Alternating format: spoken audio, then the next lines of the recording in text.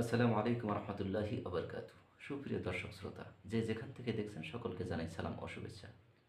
ইসলাম ও রাজনীতির ভিডিওগুলো পেতে আমার ইউটিউব চ্যানেলটি সাবস্ক্রাইব করে সাথেই থাকুন। সম্মানিত দর্শক শ্রোতা, আজকের গুরুত্বপূর্ণ ভিডিওটি না টেনে সম্পূর্ণ ভিডিওটি দেখুন।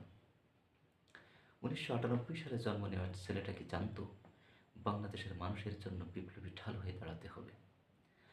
বাংলাদেশের স্বৈরাচারী ফেসিস্ট এমনভাবে আঁকড়ে ধরেছিল, বাংলাদেশের মানুষ, আপামর জনসাধারণ অত্যাচার, জুলুম, নির্যাতনের জাতাকলে পিষ্ট হচ্ছিল। মানুষ তাদের প্রতিবাদের ভাষা হারিয়ে ফেলছিল। মানুষ ভেবে নিছিল অন্ধকার থেকে দিনের পর দিন রাষ্ট্র যে অন্ধকারে নিমজ্জিত হচ্ছে, এই অন্ধকার থেকে বাংলাদেশ আর আলোর মুখ দেখবে না। ঠিক তখনই যেন এক ঝাঁক তরুণের আগমন ঘটল বাংলাদেশের মানুষের স্বৈরাচারীর হাত থেকে মুক্ত করার জন্য। 26 বছর বয়সী ছেলেটা যখন নিজের কেরিয়ার নিয়ে ভাবার কথা, তখনই দেশের মানুষের কল্যাণে, দেশের মানুষকে ফ্যাসিস্ট থেকে মুক্ত করার জন্য নিজের জীবনকে বাজি রেখে সামনে অগ্রসর হলো।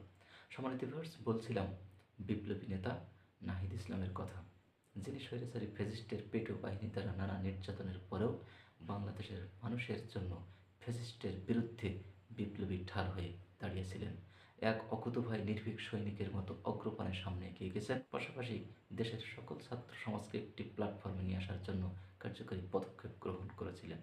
যাদের বিপ্লবী চিন্তা চেতনা, যাদের ঐক্যবদ্ধ ও সংঘবদ্ধ প্রেরণার কারণে বাঙালি জাতি ধর্ম বর্ণ নির্বিশেষে ছাত্র জনতা বিপ্লবের রূপ নিতে সক্ষম হয়েছিল, যার ফলে বাংলাদেশ থেকে ফ্যাসিস্টদের কবর রচনা করা সম্ভব হয়েছিল। বিপ্লবী নেতা নাহিদ ইসলাম 8 আগস্ট 2024 তত্ত্বাবধায়ক সরকারের উপদেষ্টা হিসেবে শপথ গ্রহণ করেন এবং 25 ফেব্রুয়ারি 2025 পর্যন্ত ডাক, টেলিযোগাযোগ, তথ্য প্রযুক্তি সহ তথ্য সম্প্রচার মন্ত্রণালয়ের উপদেষ্টা হিসেবে কার্যকরী ও গুরুত্বপূর্ণ দায়িত্ব পালন করেন।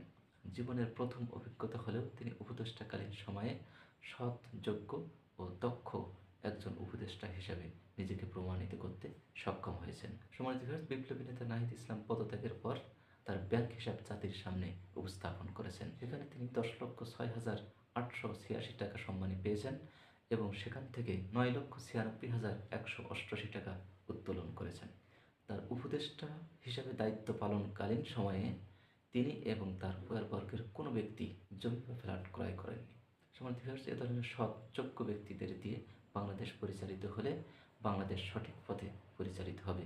বাংলাদেশ থেকে সকল প্রকার জুলুম, অত্যাচার, নির্যাতন, হত্যা, ধর্ষণ সহ সকল পাপাচার, অনাচার বাংলাদেশ থেকে বিলুপ্তি ঘটবে। বাংলাদেশের যে কোনো স্বৈরাচারের বিরুদ্ধে তারা সারাটা জীবন সোচ্চার থাকুক, সেই আশাবাদ ব্যক্ত করে আজকের ভিডিওটি শেষ করছি।